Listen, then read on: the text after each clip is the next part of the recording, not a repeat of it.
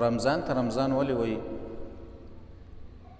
دې کې د لغت علماو یو څلور پنځه معنی کړي دي چې هغه موږ واورو او هغه موږ یې زده کړو انشاءالله. هغه هم زموږ د فضیلت د دې میاشتې لپاره کافي دي. د لغت علما فرمایي چې رمضان ته رمضان ځکه وایي رمضان د رمز نه دی او رمز وایي سیزلو ته، لکه حدیث کې راځي رسول الله صلی الله علیه وسلم فرمایي صلاة الاوابین حین ترمز الفصال، صلات اوابین د څاښ مونځ به هله کې چې کله دا نور دومره راچوت شي چې دا شګه ګرمه شي او د هغې د وجې نه د اوښانو بچو دا خپې وسوځي، نو رمز سیزلو ته وایي. نو رمضان ته رمضان ځکه ویلی شي دا رمضان زمونږ دا ګناهونه سیزي. په کال په دې 11 میاشتو کې چې زمونږ نه څومره ګناهونه شوي دي، نو د دې میاشتې د وجې نه هغه زمونږ ګناهونه ټول وسوځي. درې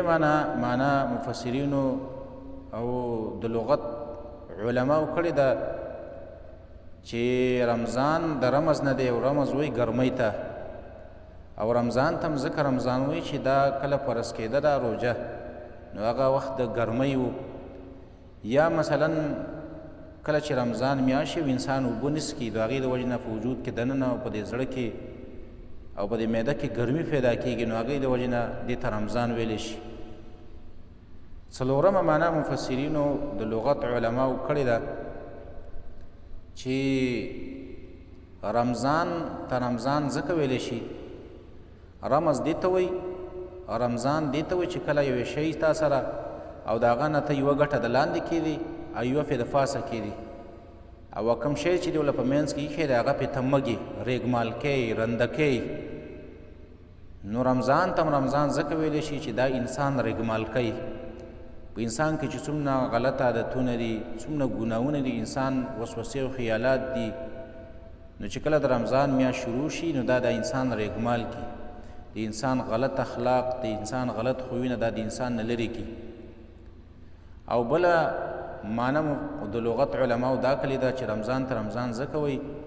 رمضان وایي انتظار ته، او په رمضان ته رمضان د دې وجې نه ویلی شي چې رمضان کې م انتظار وي، په دې میاشت کې م ډېر زیات اوږد انتظار وي. د سهار نه سړی د ماښامو پورې انتظار کوي چېرې روژه ماتی به کله راځي، او بیا خاص کر چې کله د روژه ماتي ټیم یو مخې ته دسترخوان غوړېدلی او ور سړی په انتظار کوي چې بنګ به کله کېږي، کله به ټیم داخلیږي، ځکه خو په هغه ټیم کې دعاګانې هم ښې قبلیږي چې دا انسان بیا هم انتظار کوي، مخې ته طعام پروت دی او بیا هم دا انسان په انتظار کې دی، ځکه انتظار کې دی چې الله ورته ویلی دی چې دا هغه ټیمه پورې به خوراک نه کوي، او دا په دې انتظار کې دی چې دغه الله هغه حکم به کله پوره کېږي چې زه دا خوراک وکړم. نو د دې وجې نه په هغه ټیم کې دا سوال چې انسان د الله نه کوي او دعاګانې غواړي، نو الله یې په هغه ټیم کې قبلوي. بله معنا د لغت علماو کړې ده چې رمضان ته رمضان ځکه وایي، رمضان دې ته وایي چې کله یو انسان فروتي ملاستي او دا یو وخت پې وګرېږي او دا انسان سوچ وکړي چېرې اوس په چا ته وم چې راشه دا خپله له وګروه، خو دا بله خپه روالي همدغه ګرېدلې خپه پې وګروئ په خپله باندې، دې ته وایي رمضان. نو رمضان ته بیا رمضان ځکه ویلی شي چې دا رمضان میاشت هم داسې یو میاشت ده